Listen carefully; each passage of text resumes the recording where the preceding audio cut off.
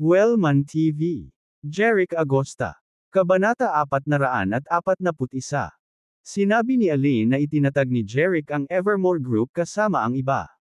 Masasabing matagumpay ang kanyang career. Gayunpaman, kaya niyang bumili ng napakagandang villa.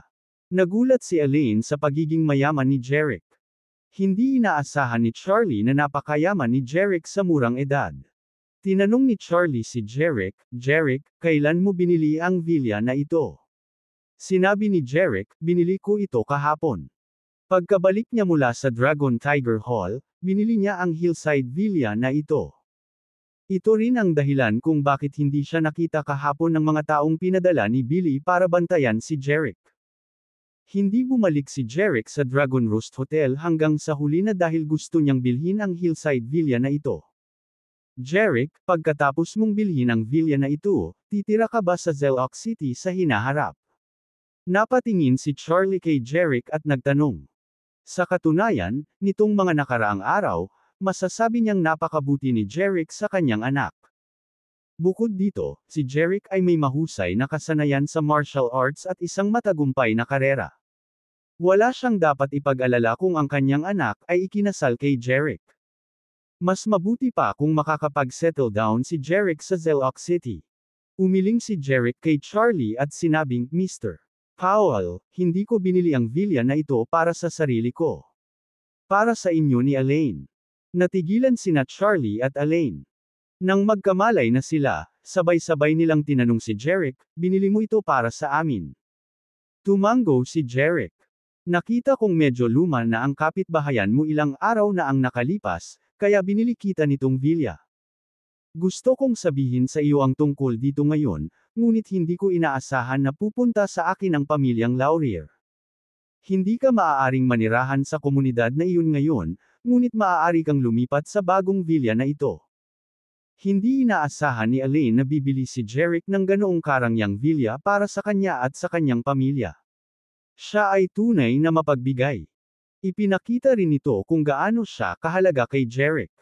Kaya naman, hindi mailarawan ni Elaine kung gaano siya kasaya at sarap. "Mr. Powell, Elaine, pwede ba tayong pumasok sa loob at mag-usap?" Napatingin si Jeric kina Charlie at Elaine. Tumango ang mag-ama kay Jeric. Binuhat ni Jeric ang walang malay na si Zach palabas ng sasakyan at naglakad papasok sa villa kasama si Elaine at ang kanyang ama. Pagkapasok sa sala ng villa, si Elaine at ang kanyang ama, ay hindi maiwasang mag-ulat sa marangyang palamuti. Inihagis ni Jeric ang walang malay na si Zach sa lupa, pagkatapos ay tumingin kay Elaine at sinabing, "Elaine, umorder ka ng kahit anong gusto mong kainin. Kunin mo ito sa iyong sarili, tulad ng sa bahay." Tumango si Elaine. "Naiintindihan ko, Jeric." Tumingin si Jeric kay Charlie at sinabing, "Mr. Powell, ipaubaya ko na sa iyo si Zach. Sasanduan ko si Mrs. Powell." Habang papunta sa villa, tinawagan ni Charlie ang kanyang asawa, na nagtatrabaho sa supermarket, at sinabi sa kanya na may nangyari sa bahay at hindi na siya makakabalik. Napagkasunduan din nila na sasanduan siya ni Jeric at dalhin sa villa na ito. Tumango si Charlie kay Jeric. "Mag-ingat ka sa pagmamaneho, Jeric." "Okay, alam ko," sagot ni Jeric. Pagkatapos ay lumabas na siya ng villa at pinaharurot ang kanyang BMW. Makalipas ang mga 30 minuto, bumalik si Jeric kasama ang isang babaeng nasa edad 40, na halos kamukha ni Elaine. Ang nasa katanghaliang gulang na babae ay si Sarah, ang ina ni Elaine. "Nanay, nandito ka, honey." Lumabas ng villa si Elaine at ang kanyang ama at masayang sinabi kay Sarah. Pagtingin sa marangyang manor, puno ng pagtataka at hindi makapaniwala ang mga mata ni Sarah. Tumingin siya kina Charlie at Elaine habang nagtatanong, "Ito ba ang bago nating bahay?" Nakangiting sagot ni Charlie, "Sa tingin mo ba maganda ito?" "Hindi lang ito maganda, ito ay sobrang kahanga-hanga." Bakas sa mukha ni Sarah ang saya. Tumingin si Charlie sa kanyang asawa at sinabing, "Binili ni Jeric ang villa na ito para sa aming anak na babae." Tumango si Sarah. "Alam ko na sa daan dito." On the way here, nakilala na ni Sarah si Jeric. Bagaman ito ang unang pagkakataon na nakilala niya si Jeric, maraming beses na niyang narinig ang tungkol sa kanya mula kay Elaine. On the way here, sinabi lang ni Jeric na nakabili siya ng bahay, pero hindi niya sinabi na ganoon karang yang hillside villa. Kaya naman laking gulat niya nang malaman niyang bumili si Jeric ng hillside villa para sa pamilya Powell. Jeric, bagamat alam kong seryoso ka kay Elaine, masyadong mahal ang pagbili ng ganoon kalaking villa, tumingin si Sarah kay Jeric at may halong kirot sa puso. Naawa siya kay Jeric. Napangiti si Jeric. Mrs. Powell, buti naman nagustuhan mo. Hindi ganoon kalaki ang halaga ng lugar na ito. Tanong ni Sarah, magkano ang villa na ito? Sumagot si Jeric, hindi gaano, ilang milyong dolyar lang. Kabanata 442. Upang maiwasang ma-alarm si Elaine, sadyang binago ni Jeric ang presyo ng villa sa 10 milyong dolyar, samantalang ang totoo, higit pa doon. Gayunpaman, sobra niyang pinahahalagahan ang pagpapaubaya ng ina ni Elaine. Ano? Nagkakahalaga ito ng 10 milyon. Mukhang nagulat si Sarah. Sobrang mahal. Hindi kami sanay na tumira sa ganito kamahal na bahay. Malinaw, para sa isang empleyado ng supermarket na tulad niya, ang isang villa na nagkakahalaga ng 10 milyong dolyar ay sobra. Sabi ni Jeric. Mrs. Powell, huwag kang mag-alala. Masanay ka na sa loob ng ilang araw. Puno ng saya ang kanyang mga mata. Hindi niya inaasahan na makakahanap si Elaine ng ganoong kayaman na boyfriend. Masasabing hindi maipaliwanag na nasisiyahan siya kay Jeric. Pumasok silang apat sa villa habang nagkukwentuhan at nagtatawanan. Ang Cloudsea Peak ay isang matayog na bundok sa hangganan sa pagitan ng Dragon Roost at Riverrun. Ang tuktok ng bundok na iyon ay tumataas sa mga ulap. Ito ay lubhang kahanga-hanga. Ang tuktok ng bundok ay natatakpan ng mga ulap at ambon. Ito ay tulad ng tirahan ng isang walang kamatayan. Dito matatagpuan ang sikat na Cloudsea sect sa Dragon Roost at Riverrun. Ang isang angkan ay hindi isang titulo na maaaring makuha ng isang ordinaryong sekta. Upang mabuhay hanggang sa titulo ng angkan, ang sekta na ito ay kailangang magkaroon ng hindi bababa sa parehong mga masters at martialists. At ang mga masters at martialists ay kailangang maging mas malakas kaysa sa mga first-class martialists. Ang mga maaaring maging master ay kadalasang hindi maarok at iginagalang ng libu-libong tao. Ang pangalan ng guro ay makikilala sa buong mundo.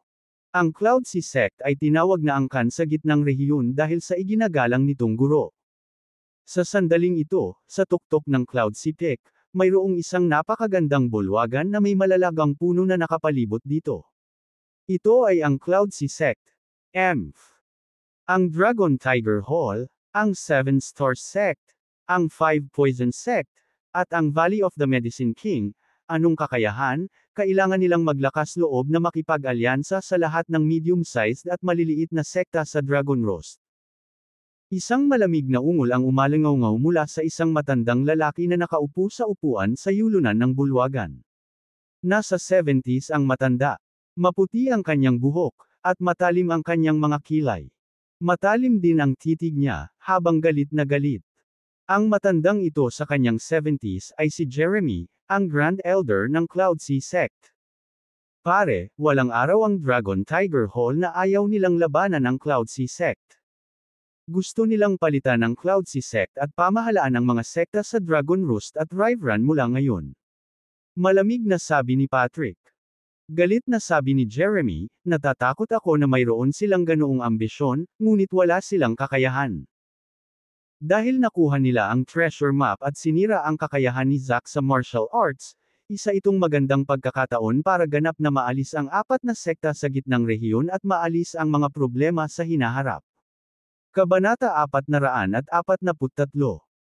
Iniulat ni Patrick ang kanyang ama na may nagniningning na mga mata, pare, nabalitaan ko na ang apat na sekta ng Maharlika ay nakipag-alyansa sa mga sekta sa Oakhaven at naghalal ng isang lider ng alyansa, na tinatawag nilang kanilang Panginoon.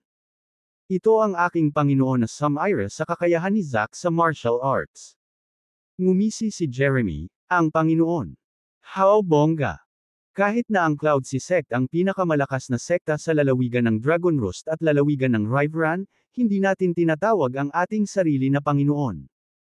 Ilang third-rate S.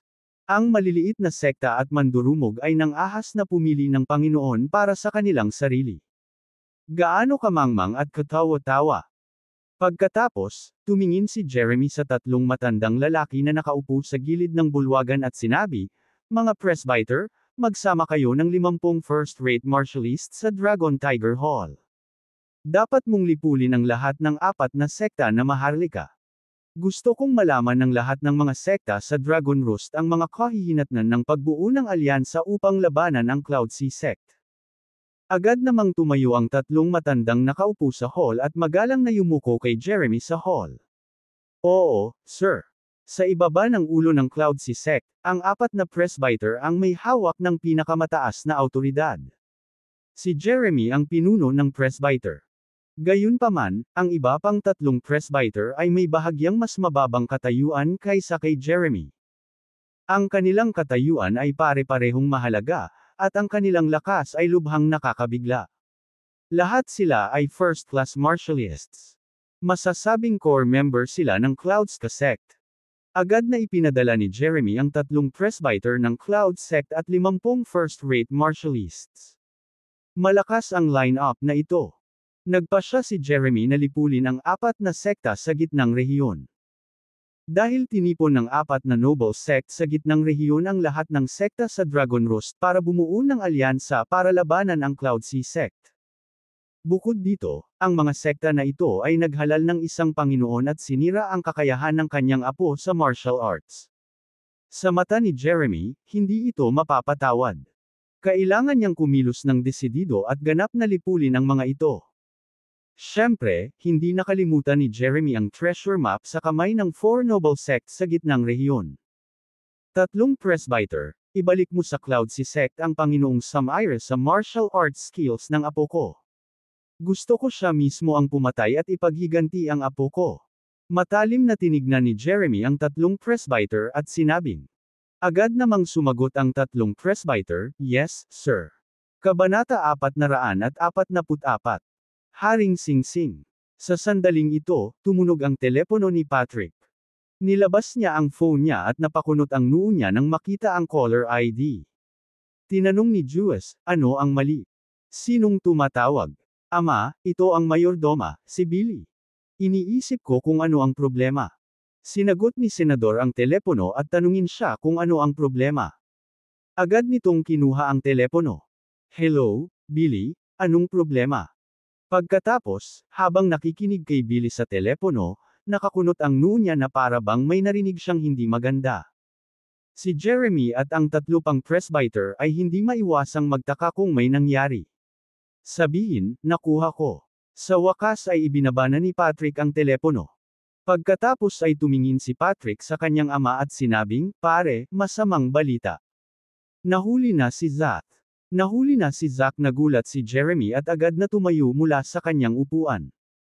Ikinwento ni Puerek na natunto ni Billy si Jerick dahil gusto ni Zack na mag-higanti kay Jerick. Nalaman nila Lily kung nasaan si Jerick at nagpadala ng isang tao upang sundan siya. Sa huli, nagdala silang dalawa ng maraming Panginoon sa bahay ni Elaine para harapin si Jerick. Sa huli, lahat ng miyembro ng pamilya Laurier ay hindi katugma kay Jerick sa kabaligtaran, nakuha ni Jerick si Zack. Nang marinig ang lahat ng ito, nagulat at nabaliw si Jeremy. Kailan eksaktong kumor? Tumingin si Jeremy kay Patrick at galit na nagtanong. Sabi ni Pac. Sinabi sa akin ng butler na taga Vane daw siya, Oakhaven College student siya. Nagustuhan ni Zack ang kanyang kasintahan, si Elaine, kaya naging kaaway niya si Jerick. Sinabi sa kanya ng Patrick na si Zack ay may gusto kay Elaine at pinalo ng masama ni Jerick. Medyo nagalit si Sai. Tumingin siya kay Patrick at sinabing, "Anong klaseng ama ka? Si Zack ay nabuli, ngunit hindi mo siya ginulo. At ngayon siya ay kinuha. Kung ito ay lumabas, hindi ba matatawa ang pamilya Laurier sa pagiging duwag?" Mabilis na sinabi ni Peck, "Pare, nalaman ko na si Zack ay nasugatan at isinugod mula Riverrun patungong Zelok City ng magdamag na orihinal na gustong ipaghiganti siya. Ngunit dahil nalaman ko ang bagong kinaroroonan ni Charlie, ang alyansa ng 4 na noble sect sa gitnang rehiyon kasama ang lahat ng Dragon Roost, at ang muling paglitaw ng treasure map.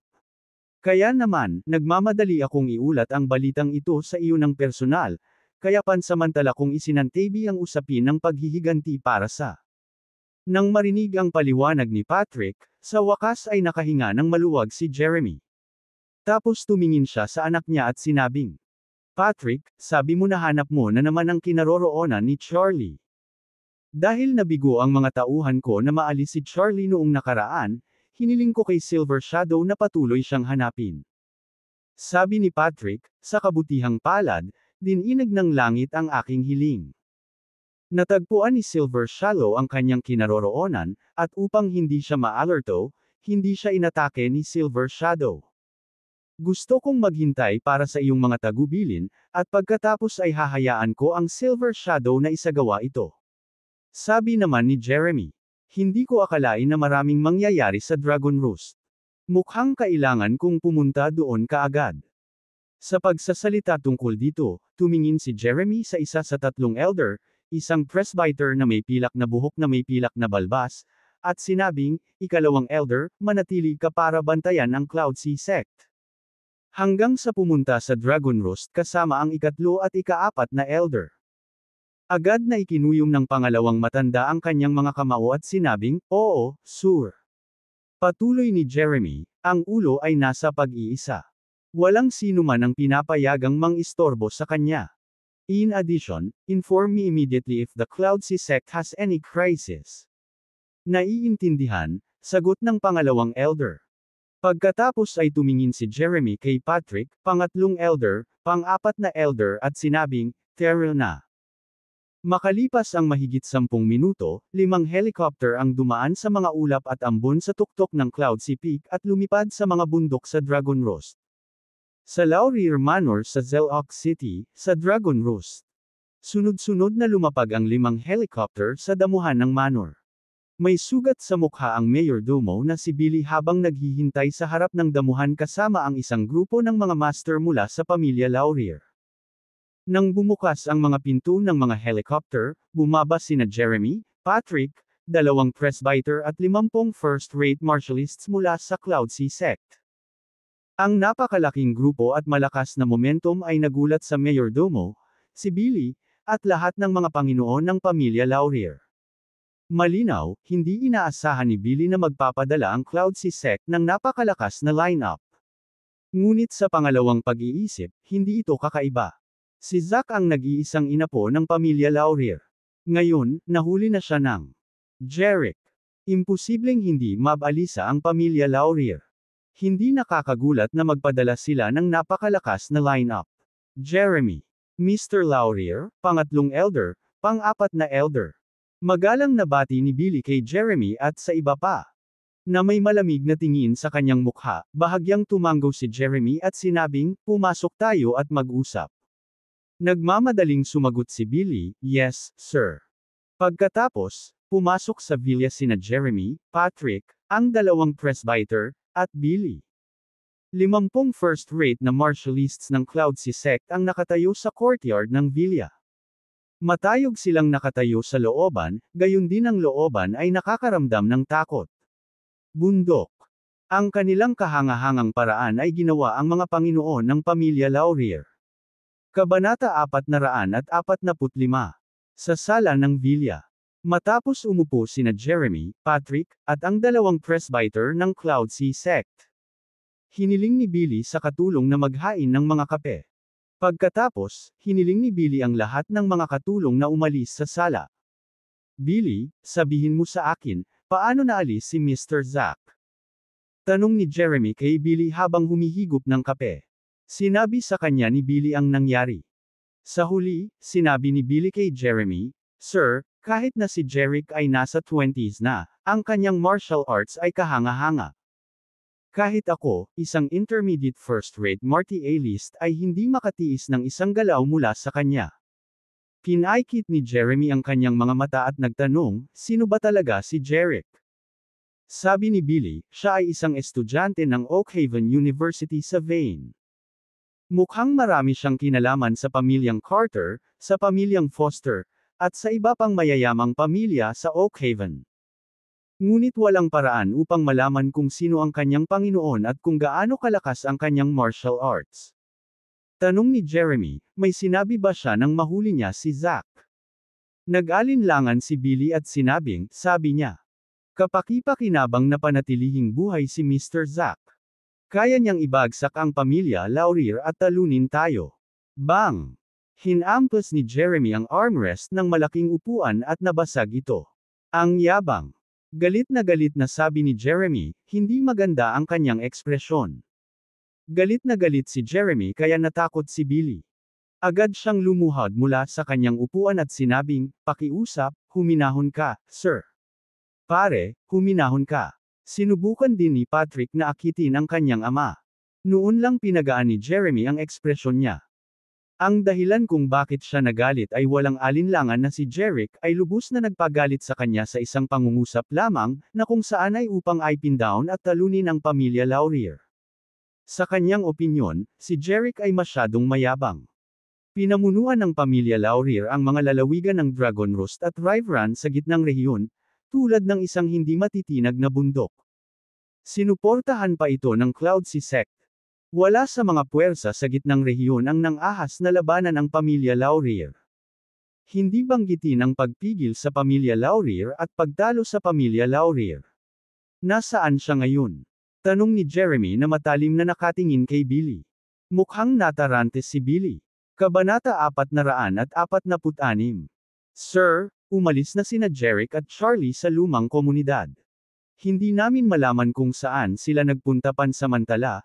Ibinaba ni Billy ang kanyang ulo at sinabing. Gayunpaman, tumingin si Patrick kay Billy at gulat na sinabi, ibig mong sabihin magkasama sina Jerick at Charlie. Sabi ni Billy, oo, Mr. Laurier. Hindi ko inaasahan na si Jerick ang boyfriend ng anak ni Charlie. Napangiti si Patrick. Kung ganoon, hindi na mahirap hanapin si Jerick. Hindi napigilan ni Billy na magtanong, mayroon ba kayong paraan para mapundohan si Jerick, Mr. Laurier?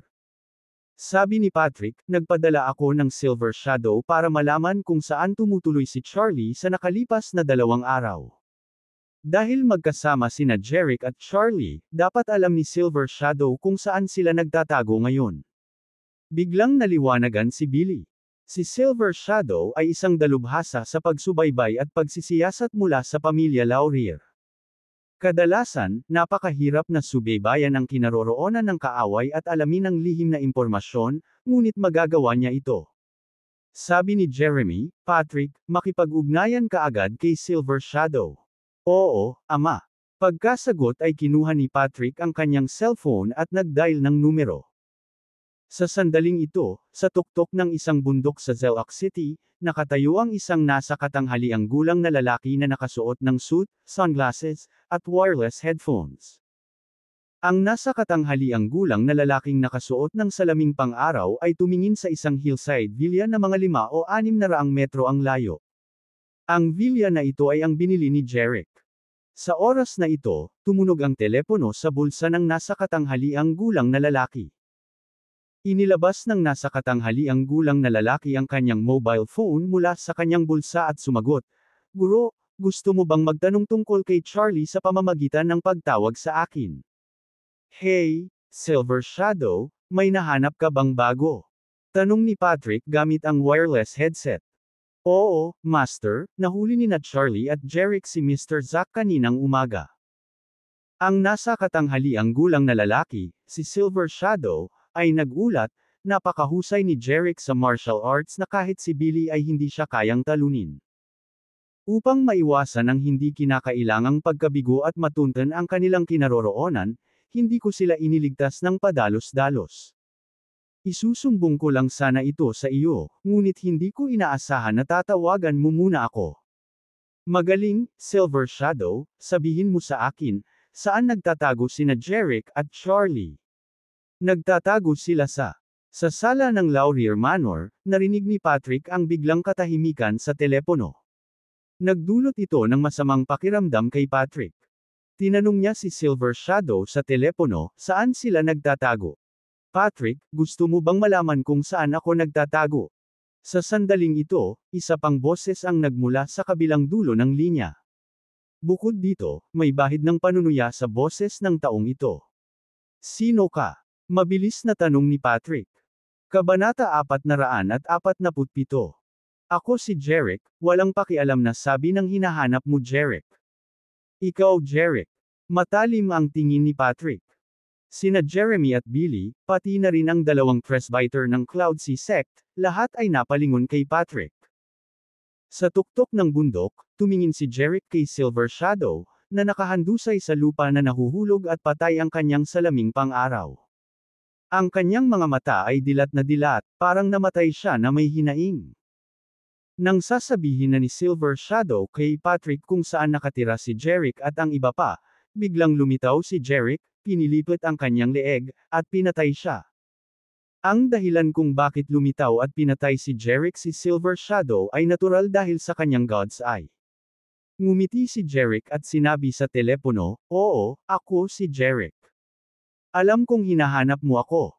Sa sala ng villa, pinaalalahanan ni Jeremy si Patrick sa mahinang boses, "Ilagay mo sa speaker." Agad na tinawag ni Patrick ang speaker. "Jerick, mas mabuting palayain mo ang anak ko, o pagsisisihan kita," babala ni Patrick kay Jerick sa malamig na boses. "Patrick, makinig ka. Dahil gusto akong patayin ng anak mo, hindi ko rin siya bibitawan." Sa telepono, hindi sineseryoso ni Jerick si Patrick. Sa oras na ito, iniunat ni Jeremy ang kanyang kamay kay Patrick at sinabing, "Patrick, ibigay mo sa akin ang telepono." Pagkatapos ay ibinigay ni Patrick ang telepono sa kanyang ama.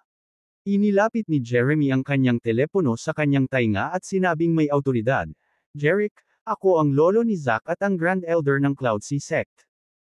Alam kong magaling ka sa martial arts, pero hindi nito mailigtas ang buhay mo sa harap ng Cloud Sea Sect at ng pamilya Laurier. Kung hahayaan mo si Zack at pumunta sa pamilya Laurier para humingi ng tawad, ililigtas ko ang iyong buhay. Kung hindi, magdurusa ka sa nakatutuwang paghihiganti ng Cloud Sea Sect at ng pamilya Laurier." Sa oras na iyon, huli na para magsisi ka. "So, ikaw si Jeremy, ang Grand Elder ng Cloud Sea Sect. Gusto mo bang takutin ako hanggang mamatay?" Ngumisi si Jerick. "Same time kung binabalaan ka na kung ang pamilya Laurier ay lumuhad sa akin at humingi ng tawad. At ay pangako na ang pamilyang Laurier ay aalis sa gitnang rehiyon magpakailanman at hindi na babalik, at aminin na ang Cloud Sea Sect ay pinipigilan ang lahat ng iba pang mga sekta sa gitnang rehiyon, at na agad itong magwawakas, maaari kong isaalang-alang na iligtas ang pamilya Laurier. Kung hindi, hindi banggitin na ang pamilya Laurier ay mawawasak, ngunit kahit na ang Cloud Sea Sect ay tiyak na masisira." Nag-aapoy sa galit si Jeremy, na kahit ang pilak niyang balbas ay medyo nanginginig. "Mayabang brat, makinig ka. Puputukan kita." Gayunpaman, bago pa mailabas ni Jeremy ang kanyang galit, isang abalang tono ang nanggaling sa kabilang linya. Beep, beep, beep. Galit na galit si Jeremy. Nasa bingit na siya ng pagsabog. Kabanata 448. Kahit na ang mga pinuno ng mga sekta sa gitnang rehiyon ay hindi maglalakas loob na huminga kapag nakita nila ang dakilang elder ng Cloud Sea Sect. Pero ngayon, diretsyong may ibinaba sa kanya ang telepono. Hindi siya pinansin. Paanong hindi magagalit si Jeremy? Maging ang dalawa pang presbyter ng Cloud Sea Sect sa sala ay mukhang napahiya matapos magulat. Hindi nila inaasahan na ang Grand Elder ay ituturing lamang. Ito ang tunay na unang pagkakataon sa kasaysayan. Siyempre, medyo nagalit din ang dalawang presbyter. Dahil sinabi ni Jerick sa telepono na hindi lamang dapat lumuhad ang pamilya Laurier sa harap niya at humingi ng tawad, ngunit dapat din silang umalis sa gitnang rehiyon magpakailanman at hindi na muling tumungo sa gitnang rehiyon. Bukod dito, hiniling niya na agad na matuno ang Cloud Sea Sect. Hindi lamang minamaliit ni Jerick ang lahat, ngunit siya rin ay labis na mayabang. Parehong nabigla sina Patrick at Billy. Siyempre hindi nila mapigilan ang galit sa puso nila. Ang sinabi ni Jerick kay Jeremy sa telepono ay ikinagalit ng lahat. "Padre, napatay na si Silver Shadow, at hindi namin alam kung nasaan si Jerick saglit. Ano ang susunod nating gagawin?" Sabi ni Patrick sa kanyang ama na may galit sa kanyang mga mata. Matalim na titig ang sinabi ni Jeremy, hindi ba sinabi ni Billy na galing sa Oakhaven si Jerick? Tapos dalhin mo dito ang pamilya niya. Hindi ako naniniwalang hindi natin siya mapipilit palabasin. Nagliwanag si Patrick. Pare, napakatalino ng ideya mo. Kung mahuhuli natin ang kanyang pamilya, hindi lang natin siya mapipilit na palabasin, kundi may iligtas din natin si Zack. Pagkatapos, sinabi ni Patrick sa kanyang ama, pare, dadalhin ko ang mga tao sa Oakhaven ngayon. Dapat nating mahuli si Jerick at ang kanyang pamilya. Gayunpaman, sinabi ni Jeremy sa kanya, hindi mo na kailangang dumaan sa gulo para lang sa kanya. Hayaang dalhin ni Billy ang 10 first-rate martialists sa Oakhaven. Oo, ama. Pagkatapos, tumingin si Patrick kay Jeremy at nagtanong, pare, ano ang dapat nating gawin sa mga sekta gaya ng Dragon Tiger Hall? Sabi ni Jeremy, isantabi muna natin ito.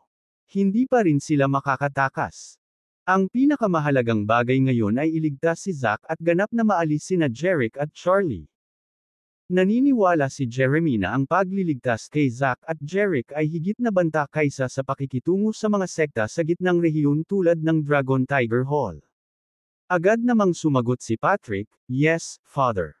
Sa sandaling ito, ibinaba ni Jerick ang telepono at inilagay ito sa kanyang bulsa. Swoosh! Isang figure ang biglang dumapo sa tabi ni Jerick. Si Charlie iyon. Tiningnan ni Charlie ang patay na Silver Shadow sa lupa at nagdududang tinanong si Jerick, Jerick, paano mo nalaman na sinusundan tayo ng especially iya ng pamilya Laurier? Sumulpot si Charlie dito dahil nakita niyang biglang umalis si Jerick sa villa. Dahil sa curiosity, sinundan niya si Jerick palabas. Gayunpaman, hindi siya kasing bilis ni Jerick. Hanggang sa pinatay ni Jerick si Silver Shadow at natapos na makipag-usap kay Jeremy at sa kanyang anak na dumating si Charlie dito. Tumingin si Jerick kay Charlie at sinabing, mula sa lumang komunidad, pakiramdam ko ay binabantayan ako. Kaya naman tutok na tutok siya sa daan. Tapos, nakita kong nakasunod siya sa amin. Nagkunwari ako na hindi ko siya napansin hanggang ngayon. Nagulat ako sa kanya at inalis ko siya. Lihim na hinangaan ni Charlie si Jerick sa kanyang puso. Napansin na ni Jerick na may sumusunod sa kanila, pero hindi niya namamalayan. Makikitang mas makapangyarihan si Jerick kaysa sa kanya sa martial arts. Jerick, dahil sinundan tayo ng especially iya mula sa pamilya Laurier na si Silver Shadow, maaaring nalaman na ng pamilya Laurier na nandito tayo. Hindi napigilan ni Charlie na magtanong kay Jerick na nag-aalala. Mahinahong sinabi ni Jerick, sasabihin pa lang ni Silver Shadow sa pamilya Laurier na nandito kami noong pinatay ko siya. Kaya hindi alam ng pamilya Laurier na nandito kami. Gayunpaman, dahil nasa kamay ko si Zack, pinangunahan na ng Grand Elder ng Cloudsea Sect, Jeremy, ang mga masters ng sect sa Zelok City. Talagang dadagdagan pa nila ang kanilang pagsisikap na hanapin kami. Kung magpapatuloy ito, hahanapin tayo sooner or later. Tumingin si Charlie kay Jerick at nagtanong, Jerick, may plano ka ba? Tumango si Jerick. Kaibigan ko ang mga pinuno ng Dragon Tiger Hall, ang 7 Stars Sect, ang 5 Poison Sect, Valley of the Medicine King, at marami pang iba. Sa kabilang banda, palagi silang sinusupil ng Cloudsea Sect at matagal nang gustong lumaban. Baka pwede ko silang kontaken para harapin ang Cloudsea Sect at ang Laurier family. Nagulat si Charlie. Malinaw, hindi siya makapaniwala na may relasyon si Jerick sa mga pinuno ng 4 noble sects sa gitnang rehiyon. Hindi maiwasan ni Charlie na mag-isip kung si Jerick ang pinuno ng isang si. Kung hindi, paano niya magiging kaibigan ng mga pinuno ng 4 noble sects sa gitnang rehiyon? Siyempre, kahit na curious siya, hindi napunta si Charlie sa ilalim ng eel. Kabanata 449. Kailangan lang niyang malaman na si Jerick ay nobyo ni Elaine, na magaling sa martial arts, matagumpay sa kanyang karera, at may magandang relasyon kay Elaine. Hindi na kailangang malaman ang lahat ng malinaw. Gayunpaman, kahit na ang 4 na noble sect sa gitnang rehiyon ay makapangyarihan, hindi sila katugma sa Cloudsea Sect. Natatakot ako na hindi nila kayang harapin ang Cloudsea Sect. Nag-aalalang sabi ni Charlie kay Jerick. Gayunpaman, kumpiyansa na sinabi ni Jerick. Kahit na ang lakas ng apat na noble sect sa gitnang rehiyon ay hindi maaaring makipagkumpetensya sa Cloud Sea sect. Ngunit kung tipunin ng apat na noble sect ang lahat ng medium-sized at maliliit na sekta sa Dragon Roost, maaari nilang labanan ang Cloud Sea sect. Nagulat na naman si Charlie. Naisip niya, mali ba ang narinig ko sa kanya? Sinabi ni Jerick na maaaring ipatawag ng apat na noble sects ang lahat ng medium-sized at maliliit na sekta sa Dragon Roost upang labanan ang Cloud Sea sect. Bago makabawi si Charlie sa kanyang pagkabigla, sinabi ni Jerick sa kanya, Mr. Powell, sa halip na maghintay sa kamatayan, bakit hindi natin subukan? Baka pwede nating balikan ang lahat. Matapos marinig ang sinabi ni Jerick at makita ang kumpiyansa sa kanyang mga mata, natigilan si Pang Charlie. Tumingin siya kay Jerick. Muli. Apektado si Charlie at parang mas confident. Tumango siya kay Jerick at sinabing, tama ka, Jerick. Sinabi ni Jerick, huwag kang umalis sa villa sa mga susunod na araw, Mr. Powell. Napupunta rin iyon kay Ginang. Powell at Elaine. Alagaan mong mabuti si Zack na ibinalik namin. Pumunta muna ako sa Dragon Tiger Hall. Sabi ni Charlie, huwag kang mag-alala, Jerick. Babantayan ko si Zack. Kailangan mong mag-ingat. Mag-iingat ako. Pagkasabi noon, kumislap si Jerick at lumipad mula sa tuktok ng bundok na parang agila papunta sa kagubatan. Napatingin si Charlie kay Jerick habang lumilipad ito at hindi maiwasang mapabuntong hininga sa kanyang puso. Napakagaling na ni Jerick sa martial arts sa murang edad. Siguradong magiging grandmaster siya sa martial world sa hinaharap. Tapos tumalikod siya at lumipad papunta sa villa sa bundok. Makalipas ang isang oras, tahimik na dumaong si Jerick sa tuktok ng bundok sa hangganan sa pagitan ng Dragon Roost at Riverrun. Nakatingin sa matayog na Cloud Sea Peak na libu-libong metro ang layo, ngumiti si Jerick ng palihim. Fearsome darating. Sekta ng Cloud Sea. Pagkatapos sabihin iyon, lumipad si Jerick mula sa tuktok ng bundok at tumawid sa kalangitan na parang diwata, dumiretso sa matayog na Cloud Sea Peak sa di kalayuan. Ang Cloud Sea sect ay nababalot ng mga ulap at ambon, tila isang fairyland. Ang mga bulwagan at pavilion dito ay maringal at kahanga-hanga. Ang mga apprentice at master ng Cloud Sea sect ay nagpatrolya sa plaza, sa mga koridor, at sa mga hagdan. Lahat sila ay matangkad at kahanga-hangang parang mga sundalong celestial, at nagtataglay sila ng mga pambihirang kahanga-hangang aura. Sa sandaling ito, isang figure ang tahimik na bumaba mula sa bubong ng isang palasyo na natatakpan ng mga ulap at ambon. Ang figurang ito ay nakasuot ng pilak na maskara at itim na damit. Ang kanyang tingin ay yelo malamig. Para siyang demonyo mula sa impyerno. Ang lalaking nakaitim na nakapilak na nakamaskara ay walang iba kundi si Jerick. Pagkatapos umalis sa kabundukan ng Zelok City, dumiretso siya sa Cloud Sea Peak, na nasa junction ng Dragon Roost Province at Riverrun. Nagpalit lang siya ng damit habang papunta sa Cloud Sea Peak. Dumiretso siya sa Cloud Sea sect. Ginamit ni Jerick ang parehong taktika. Hindi ba gusto ni Jeremy na hanapin siya at patayin? At nagpadala siya ng isang tao sa Oakhaven para patayin ang kanyang pamilya. Dumiretso si Jerick sa Cloud Sea sect at sumalakay doon para takutin si Jeremy. Gusto niyang malaman ni Jeremy na hindi siya dapat kiligin. Tiningnan ni Jerick ang mga apprentice at master ng Cloud Sea sect na nagpapatrolya sa lahat ng dako. Matalim ang kanyang tingin. Sa sumunod na sandali, nakatayo sa tagaytay ng palasyo, dahan-dahan niyang iniunat ang kanang kamay na parang Diyos at itinaas ang palad. Habang iniaabot niya ang kanyang kamay, isang invisible aura ang biglang lumitaw sa pagitan ng langit at lupa. Kabanata 450. Ang mga ulap na tumatakip sa Cloud Sea sect ay tila hinayla ng kung anong puwersa at palihim na lumundag. Sa mga bulwagan ng Cloud Sea sect, ang mga apprentice at master mula sa iba't ibang lugar ay tila nakakaramdam ng ibang aura. Ang ilan sa kanila ay nakasimangot, ang ilan ay nagpahayag ng mapagbantay na mga ekspresyon, at ang ilan ay nakaramdam ng pagkalito. Dahil pakiramdam nilang lahat ay parang may kakaibang aura sa pagitan ng langit at lupa. Ngunit ano ang pagkakaiba? Hindi nila masabi. Kahit na ang mga first-rate na martialist sa Cloud Sea sect ay naramdaman ito. Gayunpaman, ang mga first-rate na martialists na ito, tulad ng mga apprentice at master sa labas, ay hindi makakita ng anumang mali. Pagkatapos ay binawi nila ang kanilang atensyon at nagpatuloy sa paglilinang. Sa bubong ng main hall, biglang itinuro ni Jeric ang palad pababa. Sa isang iglap, ang mga ulap at ambon sa pagitan ng langit at lupa ay gumuho na parang bundok, at ang mga gusali ng Cloud Sea sect sa lupa ay gumuho. Habang ang mga gumugulong na ulap at ambon ay lumampas sa mga palasyo at gusali ng Cloud Sea sect, isang malakas na dagandong ang maririnig mula sa mga ulap.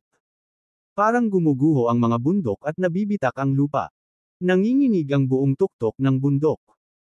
Ang lahat ng mga apprentice at masters ng Cloud Sea sect ay nababalot ng mga ulap at ambon, nagsisigawan at nag-iiyakan pa. Ang oras ay patuloy na lumipas, at hindi hanggang kalahating oras ang lumipas na ang umuugong mga ulap ay nagkalat.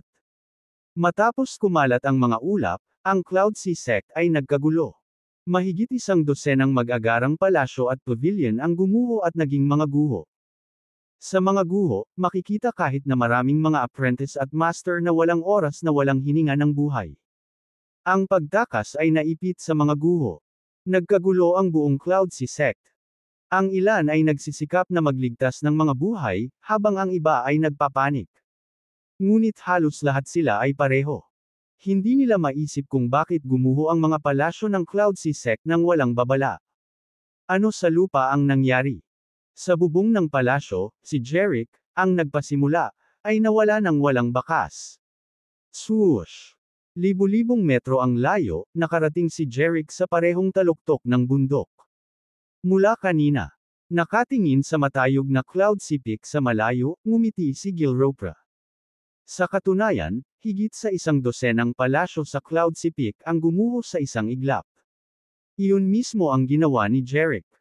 Kinokontrol ng kanyang palad ang anima upang paikliin ang kapangyarihan ng langit at lupa. Sa isang pitik ng kanyang palad, ang nakakatakot na kapangyarihan ay agad na nagpabagsak ng higit sa 10 palasyo ng Cloud Sea sect. Kahit na ang mga apprentice at master sa mga palasyo ay hindi nakatakas.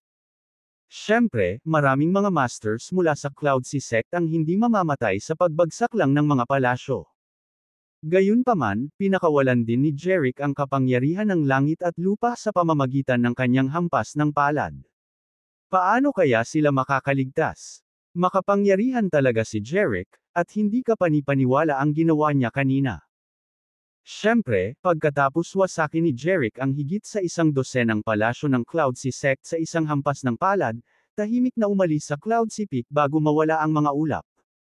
Inalis ni Jeric ang kanyang tingin at kinuha ang kanyang telepono mula sa kanyang bulsa. Dinial niya ang number ni Jeremy. Ang dahilan kung bakit alam niya ang numero ng telepono ni Jeremy ay natural dahil sa kanyang mata ng Diyos.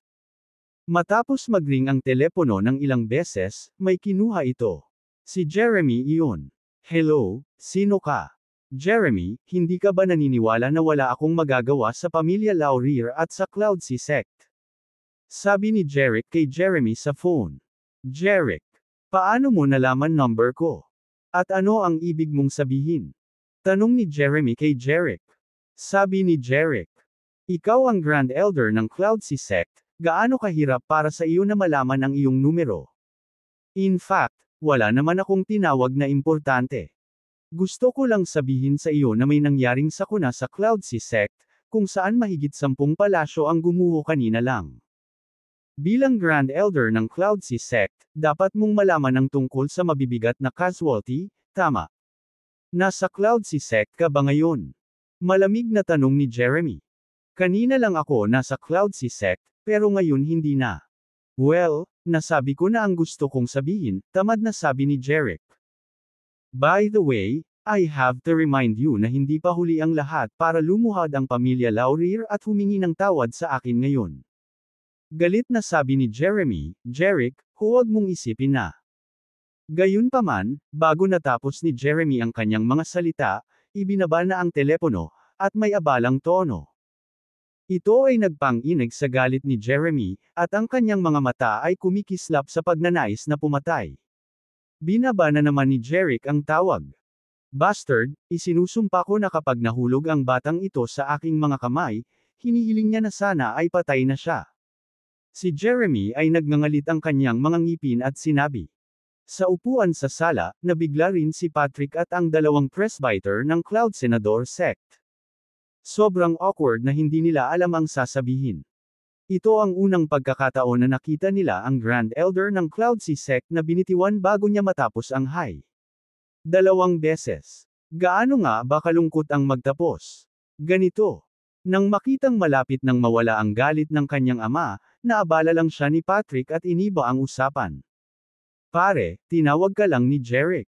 Anong sabi niya? Sobrang effort ni Jeremy para kumalma. Tumingin siya sa anak at ngumuso, what a joke. Ang batang ito ay talagang nagsabi sa akin sa telepono na ang Cloud Sea sect ay nakatagpo ng isang sakuna.